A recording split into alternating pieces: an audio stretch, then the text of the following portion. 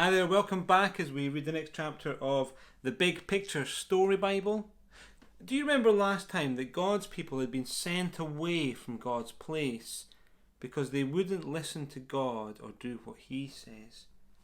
And it seemed like all God's promises were going to fail. But this part 11, is called God's Promise Remains. Even though God's people were far from home, God still spoke to them.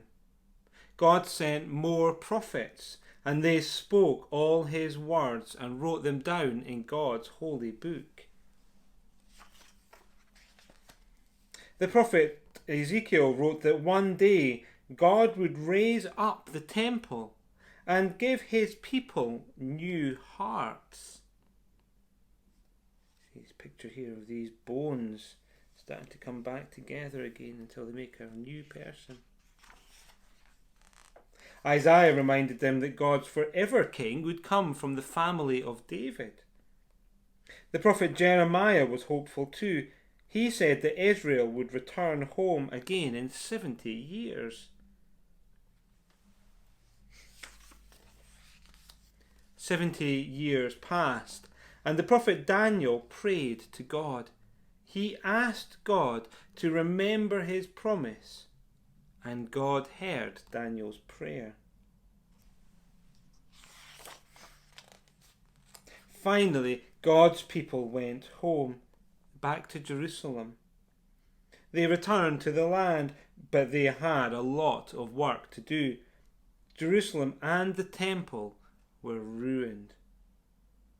Can you see the people rebuilding the city, the walls and its temple? They worked very hard, and when they'd finished the foundation, the people celebrated. All the people shouted loud praises to God. They were happy. With trumpets and cymbals they sang to God, "For He is good, His steadfast love endures forever."